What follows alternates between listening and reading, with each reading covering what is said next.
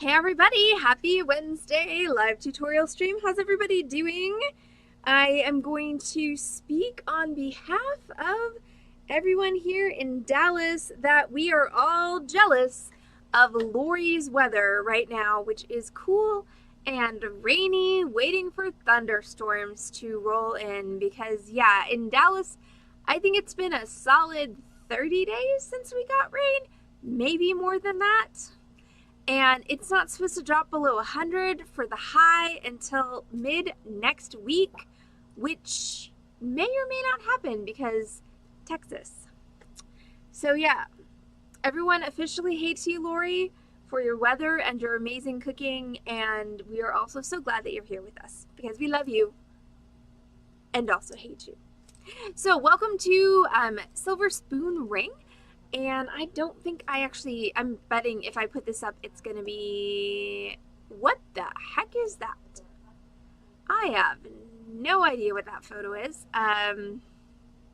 So anyway, so basically today I'm going to show you, some background. Okay, so I've made spoon rings and fork rings because really a spoon ring and a fork ring, they're the same. It's the same handle. And it's always been a bit laborious.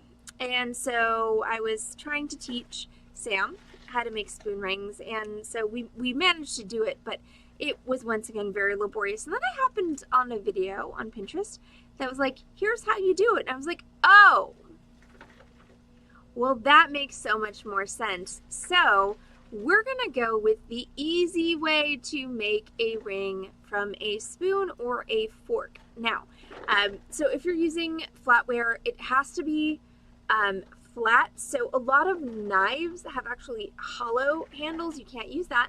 So it's got to be a flat handle, and it's gonna work better if it's silver plate or sterling. Stainless steel flatware does not agree with this process. So yeah, silver plate or sterling, you can get these pretty readily, thrift stores, estate sales, antique stores, you know, in ascending level of price. I got this lovely bag of, you know, really pretty sterling plated flatware at an estate sale. I went on 75% off day, so I think it was $10 for the entire bag.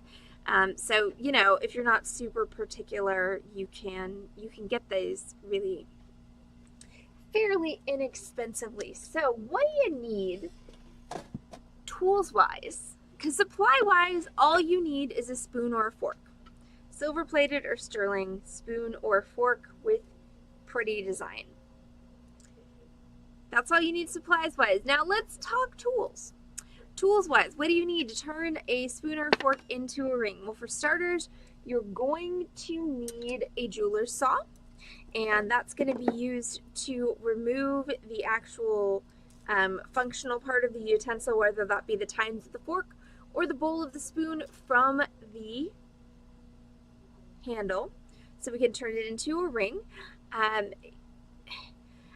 The tendency is to kind of short it a bit, to have, you know, less to bend around to the ring. But I will say that a lot of times when I short it, I wind up with a ring that's excessively small. So I typically will cut off right above where the functional part of the flatware happens. So you're going to need a jeweler's saw with a 2/0 saw blade. To do that, it will help you if you have a bench pin. That's going to help you with the sawing. And then in order to make sure that your newly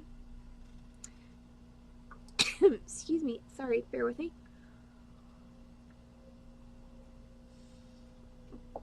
So to make sure that your newly cut fork or spoon doesn't completely lacerate the person who's wearing it, you're also going to want a file of some sort or some sandpaper. Of course, I have a tendency to move my files. Come on. Yes, no. Okay, sandpaper it is, because I know where that is. So you're going to need some 320 grit sandpaper just to kind of smooth down that edge that you have cut. Now, in order to make the ring, there are two things that are well, actually three things that are very important. First of all, you're going to need some kind of pounding device. And you want this to be something that's not going to mess with the texture of your metal. So rawhide mallet, nylon mallet, rubber mallet. You're going to need a ring mandrel that is steel. This is a stepped one. You could also use a tapered one. And then you are going to need more table space. You're going to need a vise. Like a legit bench vise, like you would find in a workshop. That is heavy and is very important for actually forming your ring. So I'm going to clamp that onto my workspace in a minute. First thing I'm going to do though is I'm going to cut this fork. So I'm going to find my mouse. Okay, so this is my bench pin. So I'm just going to go ahead and put my bench pin on my table and tighten it up as much as I can. Tighten it up as much as I can.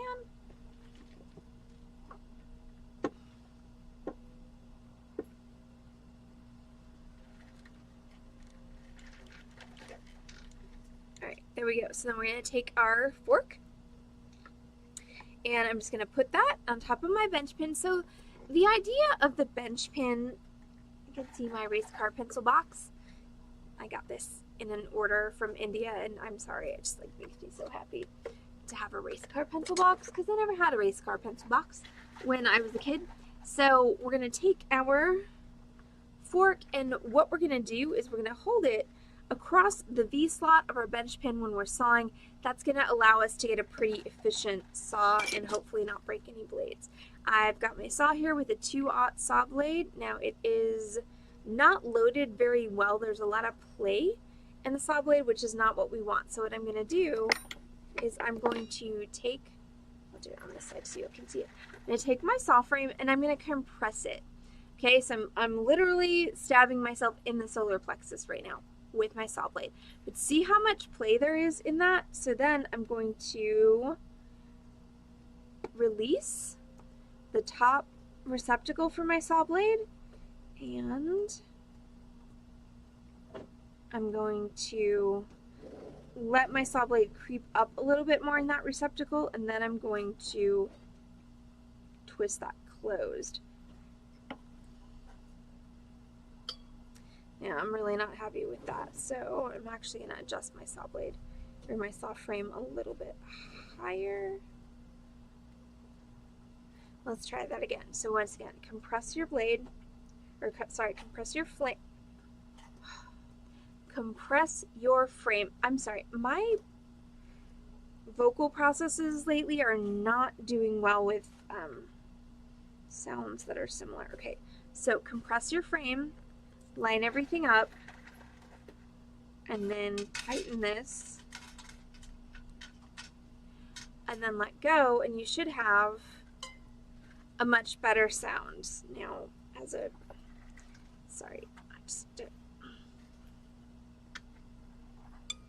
that's what you want. You want a nice high-pitched kind of dink sound instead of like a thunk sound. And I realize that is so incredibly non-specific, but some of you out there, you will feel me on this. So now we're going to take our fork and we're going to cut it off. And we do want to try and get a straight cut. So I find it easier to put it, if the fork has a curve, to put the curve kind of nestling into the V slot. You do want to make sure you're holding on both sides. And I don't know why, but it is a thing. Like if you spread your legs when you're sawing, it works better. Don't ask me why, but I can get a number of metalsmiths to corroborate with me on this. Alright, so I'm going to hold, and you're just going to start it, and when we're sawing, we just want to make sure that we're focusing on our saw going straight up and down, and it will pretty much move through the metal of its own accord. So you don't need to push it forward. If you push it forward, it's probably going to get bound up, and that's when you wind up breaking blades. So all I'm doing is thinking about going straight up and down with my saw, and you will notice that I am, in fact, progressing through my metal. Now, if you have plans for the tines of your fork that are going to involve making a loop at the top, you may want to do your saw cut a little bit closer to the end of the handle, so you got a little bit more to use on that other project. But since I'm not particularly concerned with this at the moment, I'm just focusing on this. Now, when you get to the end of your cut, your saw blade will jump a bit. So what I'm going to do is I'm just going to move my support out of the way of the blade so that when I finish this cut and it jumps forward, it's not going to cut me. I mean, if you cut yourself with this saw, it's not going to be a terrible cut, but you know, there will be blood and unpleasantness, and you know, nobody wants that. Okay, so there we go. I have my fork handle removed from the tines of my fork. So I'm going to set the tines of my fork aside for a separate project, and then I'm going to go ahead and remove my bench pin because I'm done with that. And before I clamp my vise in, I'm going to grab that sandpaper. And I'm just going to take a minute, and this cut here is not incredibly smooth because that's just not what the saw does. So I'm just going to take a minute on my 320 sandpaper, and I'm going to just smooth that down.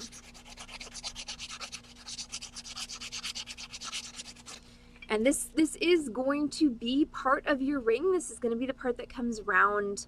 So take enough time to make sure that it's not going to be painful.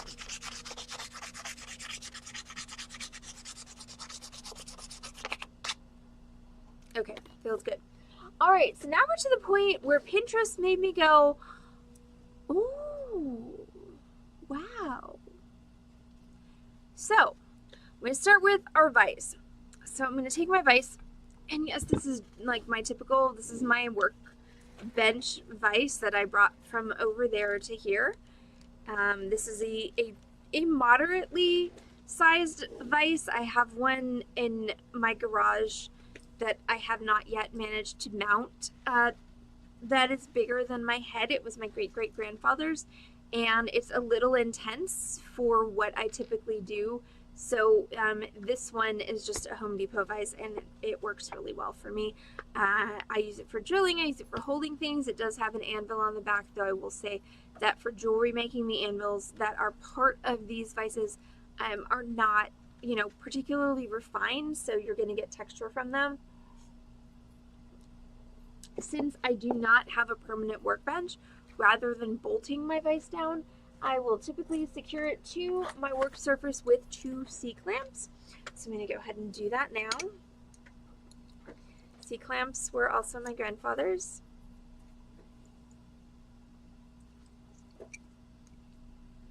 Oh goodness. Have you tried, oh boy, yeah, no, cone's tough. Have you tried like a squishy donut? That's what I did with Mamie after her space surgery, and that worked better than the cone. But poor Stanley. Allergies just suck. Okay, so what I'm doing right now is I'm just clamping this vise to my work surface and securing it, because we are going to be pounding the crap out of these rings, so you really need to make sure that your vise is secured.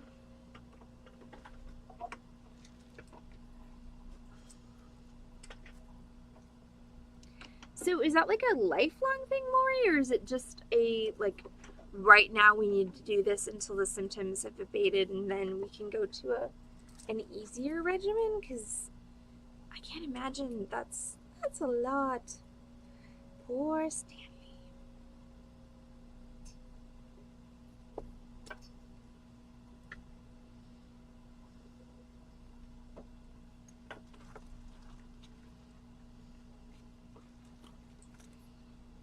Alright, so now my vise is securely clamped, to my work surface. Okay, so now what we're going to do is we are going to take, we're going to make sure we have our mallet near to hand. Oh yeah, exactly what a hypercat needs. Steroids. What could possibly go wrong? Hypercat on steroids. I think the answer is everything. Okay, so what I'm going to do is I'm going to take my ring mandrel, and I have found that trying to make a smaller size than you're intending is the best way to go. The same principle applies as with wire, like it's going to spring out. So if I'm going to try and make like a 6 or a 7, I'm going to go ahead and go to like a 5. And what I'm going to do is I'm actually going to clamp my mandrel and my fork handle into my vise. And so, of course, this is one of those times where I wish I had 3 hands, because that's now on the floor, so bear with.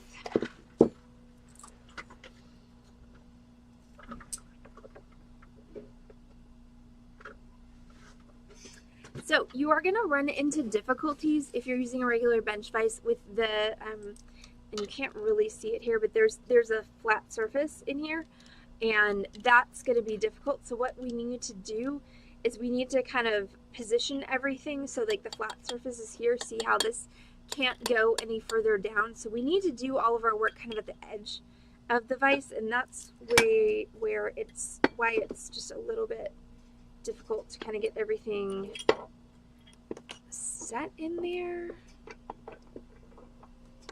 so, because you know you need one hand to hold this spoon and one hand to hold the mandrel and one hand to turn the vise. And unfortunately, most of us don't come equipped with that many hands. Okay, so here we go. All right, so we're just going to start with a little bit up at the vise, and then we're going to go ahead and tighten it. And then I'm going to take my mandrel, not my mandrel, mallet, different word. Okay, so important things to note. Vise is securely, okay, Teddy Foot. By the way, everybody, I posted in Discord and did not get a whole lot of responses. All right, it's just me for the podcast tonight, so it's going to be an Allison Rants podcast. What do you want me to rant about? Because right now all I've got is Kenneth and road construction killing his mailbox, which is definitely worthy of a rant, but what do y'all want to hear? Okay. So while you're thinking about that, we're going to go back to our ring. So here's my spoon or fork. Here's my mallet, my ring mandrel, my vise. So you want to make sure that this is all secured in the vise, and you want to make sure that the vise is secured to your work surface. Now we are going to go ahead and take our mallet and we're going to pound this.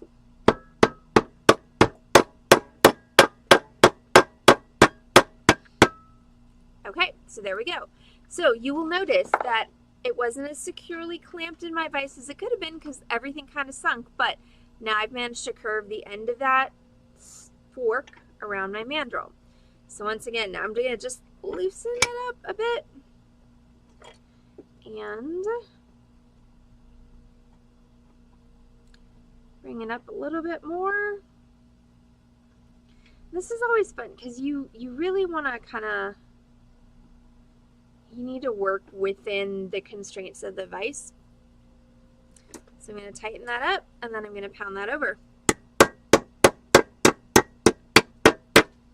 All right, so see, now it's starting to make a ring-like shape. Yay! All right, so now we're nice because we got a hook. So now what I can do is I can actually use my vise to help me a little bit with my ring shape.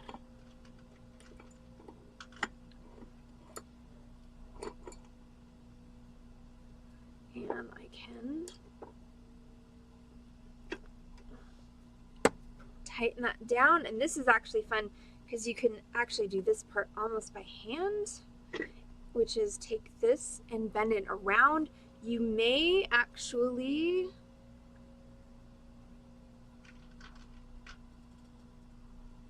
well, dang. I mean, a rant doesn't have to be about bad stuff. That's all good things. So I'm just going to take this, and I can use my hands and my mallet to help just form that around my ring mandrel. And what I want is for it to come up the top. So what I'm going to do at this point is I'm going to take this ring that I'm forming, and I'm going to switch it around.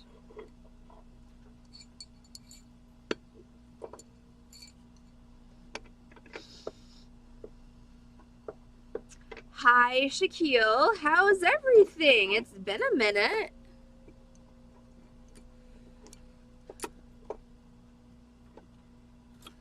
I wouldn't use no worries twice. I would, it's a great response. I would just, I would remove the, it was silver plate, Sharon. Yeah, I would just lose the last sentence, Shaquille. I would say, hey, no worries. Let me know if you want to hang out this weekend or next week. The end. Okay, so now I've got the fancy part of it up, and I'm going to work on... Ah, see, once again, not tight enough in the vise. So it's always exciting.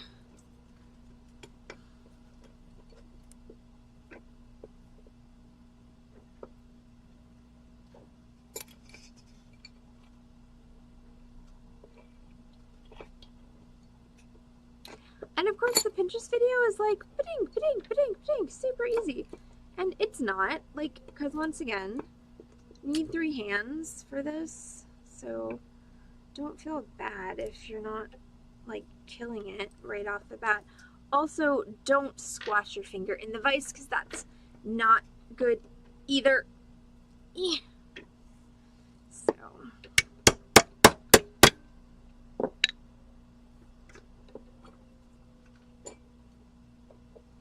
So for this last bit, I'm basically just going to be turning my ring in my vise so that I can slowly curve it over. So again, I'm loosening.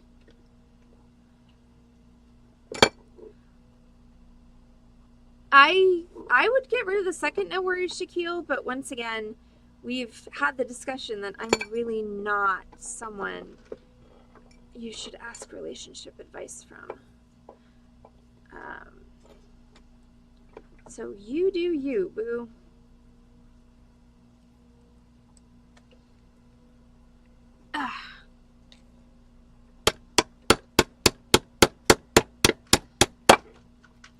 So we're just going to keep rotating this. So at some point it's going to get to where our ring that we've made is also being held in the vise. That's fine. But what the vise allows you to do is really just pound the crap out of it and get it into a really good circular shape. Because when you're trying to do this without a vise, just trust me on this, it does not work so well.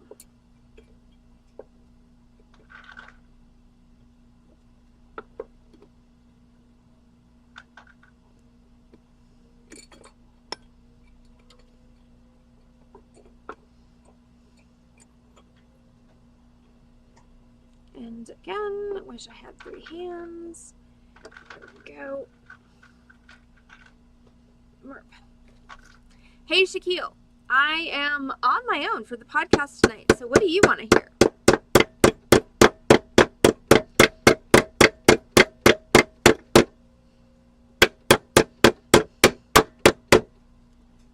Alright, I need to do a little bit more because this is just a little bit pointier than I want.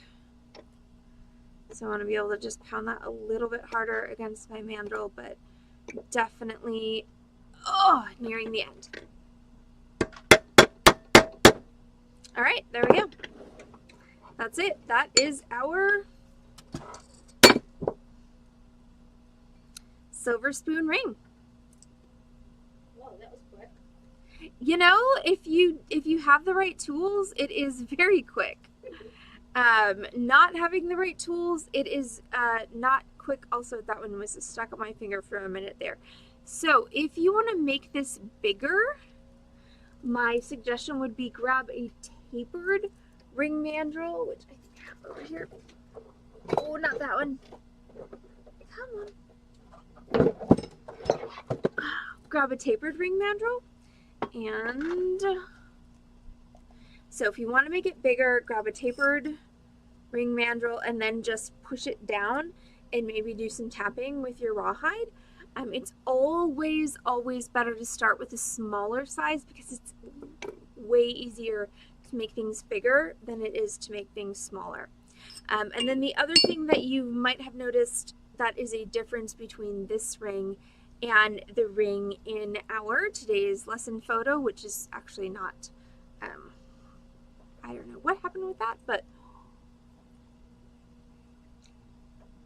that ring, after I did all of this, I put it in the tumbler for a day, and so it is much shinier. The other thing a tumbler will do for you is it will help get rid of any burrs or rough spots from your sawing. Now, if you don't have a tumbler or don't have time to use one, you can take your fine steel wool and you can give it a nice buff, which is going to give it a nice kind of satiny finish, which is nice for antique-y things, I think. You could also use a sunshine cloth if you wanted to make it even shinier, but I think that the steel will just give a nice finish. Or once again, you can put it in a tumbler to get a shiny finish, or you can use a rotary tool or a flex shaft with a felt buff and some polishing compound to also get a really nice shiny finish. So that's literally it. That is all there is to making a ring from a silver spoon or fork. Once again, silver plated or sterling, not stainless, but forks and spoons, the handles are basically the same. Knives are a different story. There are other cool things you can do with vintage knives, but rings are best with different variations of spoons and forks. So that's it. Thank you so much for hanging out with our tutorial on how to turn a thrift store fork into a really badass ring. And it is Wednesday, so that means that I'm going to be back on this channel, twitch.tv / ooh, Chuck Keys. Yes. Okay, so I will be back on this channel, twitch.tv / Beading Dream, in half an hour at 7:30 with the Button List podcast. Heather's on vacay, so it's just going to be me tonight. So it's going to be an Allison Rants podcast. So Kenneth has provided 2 rants so far.